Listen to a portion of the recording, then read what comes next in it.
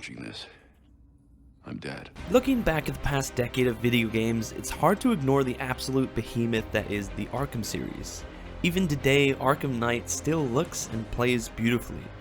Gotham Knights, although it does take some ideas and DNA from the Arkham games, surprisingly carves its own path in both story and gameplay. So, let's talk about it. Arkham Knights of course starts off with an ending, the death of Batman. This causes the city of Gotham to spiral into chaos as we see many of Gotham's villains crop up again, and it's up to the rest of the Bat family to save the city. Now, I'm not too much into the world of DC, so a couple of these characters, such as Jason Todd, I'm getting to know for the first time. The game gives you the ability to play through the campaign as any of the 4 playable heroes. What I loved about this is that all of the heroes' levels scale at the same time, so you don't need to spend hours getting back to the level of your main hero.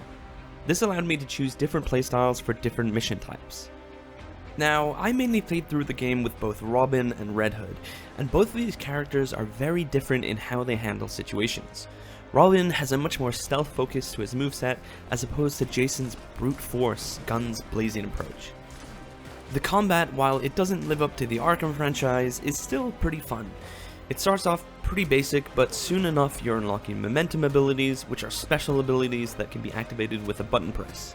Some gear also contains elemental buffs, which shake combat up even more.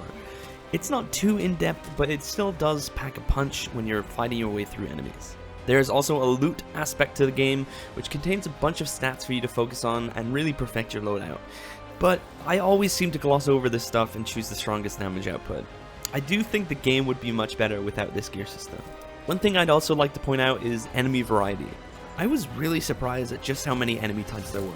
Everything from basic enemies, guys with guns, big brutes, shield-bearing foes, and even more that I don't really want to spoil.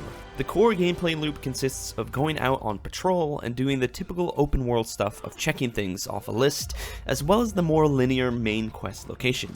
Now, there are points of the game where the open world does get a bit grindy to continue, and that was one of the lower points of the game. I will say that the level design to the more linear parts of the game was excellent and quite varied up until the later chapters of the game. I was surprised at the sheer variety here. There's also case files that act as bigger scale side quests focusing on a certain villain. I do have to mention though that I had some pretty bad performance issues while playing this on PC in the more open world areas of the game, mainly seeing an FPS drop to around 30. It does seem like these drops are random within the open world, and I do hope that they're able to fix this with a day 1 patch. The more story focused linear missions however seem to have a more solid frame rate with them.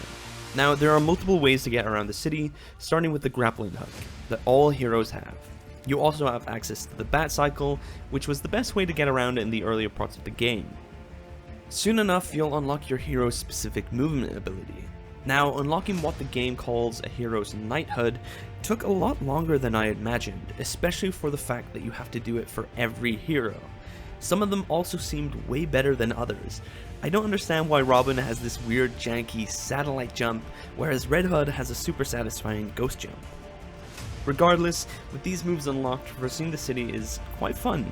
The city itself, however, is a little to be desired. Gotham felt empty, and not in a good creepy way, more so a boring, there's literally nothing to see kind of way. This small amount of NPC dialogue that you hear just seems to be random citizens asking themselves, is that Robin? It just felt a little deserted and bland. One thing that did keep me playing, however, is Gotham Knights' compelling story and characters. This close group of friends dealing with the death of their mentor are each dealing with it in their own way. Jason Todd is battling with both the loss of Bruce and the fact that he himself was brought back to life and is struggling with identity, and Tim Drake struggling with how to handle his grief while being expected to act like everything's okay. I can't say too much for Nightwing and Batgirl as I didn't spend too much time with them, but I can see myself playing through the game more than once to experience everything. Alfred is also worth mentioning here as his character is so well written and provided such a stunning performance. I unfortunately didn't get the chance to test out the co-op, but if it's integrated into the game well, I can see myself returning with friends to take down crime together. Ultimately, I enjoyed Gotham Knights for the most part. It's far from perfect and borrows some things from the Arkham series, but it also doesn't live in its shadow and manages to pave its own path to provide an entertaining experience. If you enjoyed, leaving a like helps a bunch, and if you want to stay up to date on the biggest titles releasing this year, then a subscription is the best way to do so. I'll see you all later. Thanks for watching.